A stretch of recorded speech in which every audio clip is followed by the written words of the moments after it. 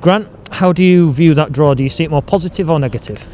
I thought first 20-30 minutes we were disappointed. We knew what we were coming up against today. You know, in terms of statistically anyway, Oxford are probably the best pressing team in the league. So we knew that we were going to be coming at us, and we didn't get our play right. We didn't play through it enough. We didn't play over enough. We caused ourselves our own problems. I think the goal highlights that. We didn't clear the ball and they score.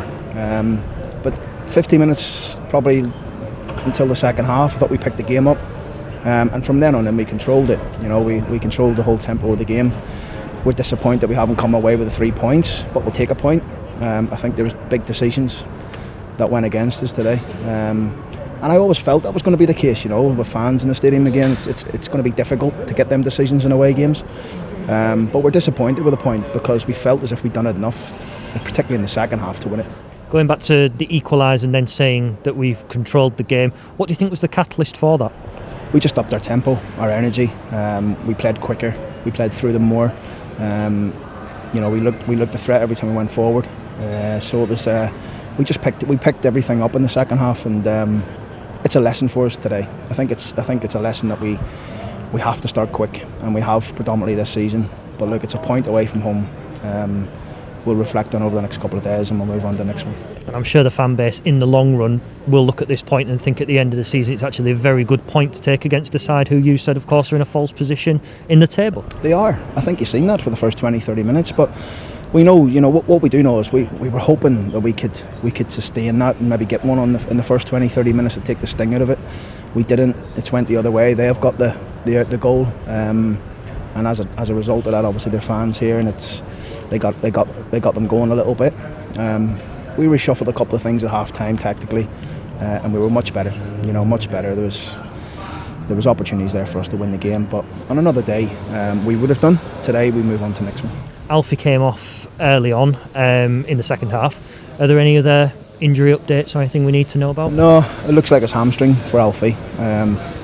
Alfie's turned into a big key player for us now, so we're hoping it's not too bad.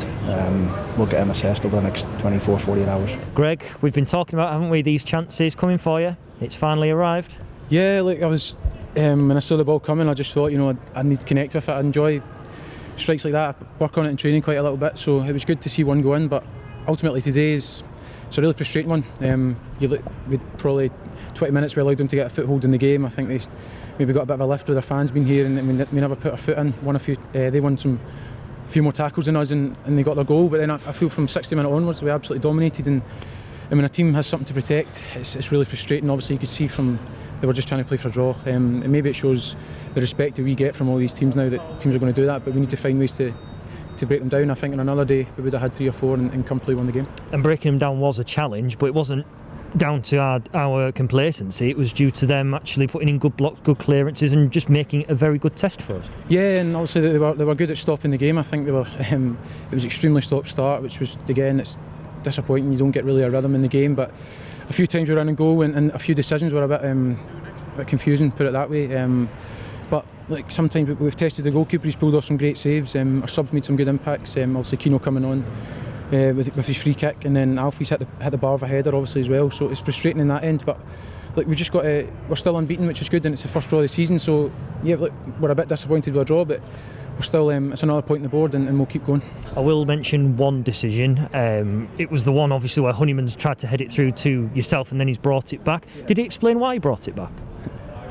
He just said he didn't see me running through. I'm just thinking, he's just said he's blown too early. In my opinion, I don't know why he needs to blow early. You can at least wait 1 or 2 seconds, but that's like I'm sure he was made aware of it. But these decisions can cost you, and obviously it's frustrating for us. But again, we managed to get a goal after that, and like I'll say, the way they played, and we got a point in the end, and we'll move on to next week. Yeah, because overall, at the end of the day, when it comes to 46 games completed, this is going to be one of those draws away from home where we look back and think that was a really good point to take. Yeah, it probably will be, like you say, when it settles a little bit. I think, considering obviously it was a quick turnaround for us Wednesday to Saturday, and they had a positive result during the week as well, and you can see that they don't want to be where they are, and they probably shouldn't be. They're a very good team. They pressed as well.